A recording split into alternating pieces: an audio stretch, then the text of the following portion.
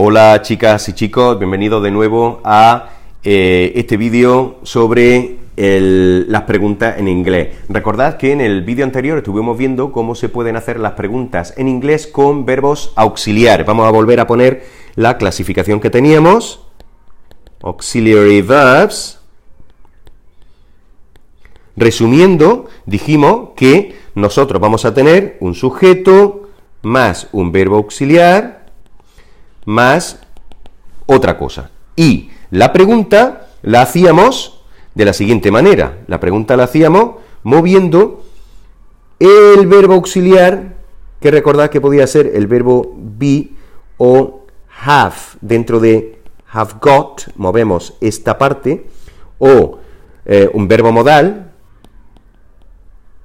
lo movíamos hacia la izquierda delante del sujeto. Y ya teníamos una pregunta. De esta manera teníamos una pregunta de sí o no. Lo único que nos faltaba para, si queremos, que no estamos obligados, si queremos tener una pregunta de WH, una pregunta de contenido que responda con una persona, un lugar, un tiempo, etcétera, etcétera, lo único que necesitábamos era poner el pronombre correspondiente aquí, que podía ser el que encajase, no cualquiera, tiene que ser uno que tenga sentido: when, where, who, why, when lo he puesto, how much o how much, how many, etcétera, etcétera, ¿vale?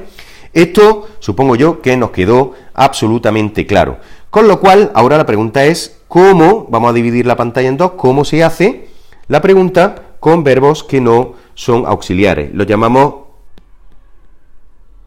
normal verbs, que son todos los que no son los de la izquierda, ¿de acuerdo? Aquí habría millones de verbos, incluso todos los que todavía no se han inventado.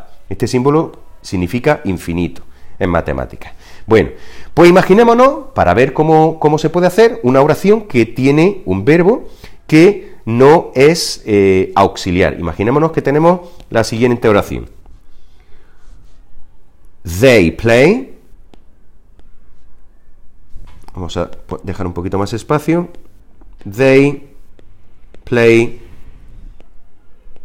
football. Podemos complementarlo diciendo on Mondays. ¿Ok? They play football on Mondays. ¿Cómo podríamos hacer la pregunta? Pues la pregunta, para hacer las preguntas con estos verbos, vamos a utilizar el mismo mecanismo que utilizábamos para hacer las negaciones. ¿De acuerdo? Es decir, vamos a necesitar, como son débiles, mientras que estos son autosuficientes, estos verbos son débiles, vamos a necesitar la ayuda de do. Recordad que do pensábamos que era como un autobús que recoge pasajeros y que hace dos paradas. La primera parada sería detrás del verbo, esta sería the first stop, viendo que este verbo no tiene nada aquí para llevarse. ¿De acuerdo? Posteriormente seguiría, y en este caso, recordad que en la negativa se paraba aquí, pues en este caso ya no se va a parar ahí, sino que se va a parar delante del sujeto, con lo cual el do nos quedaría en esta posición.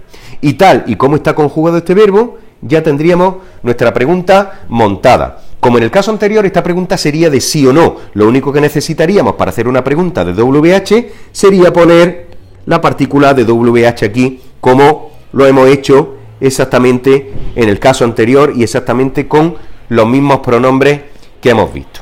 ¿De acuerdo? Bien, ¿qué ocurriría si el verbo estuviese, por ejemplo, en tercera persona? ¿Qué ocurriría, por ejemplo, si el verbo fuese lo siguiente, si tuviese la siguiente forma? She plays football on Mondays. El mecanismo sería exactamente igual.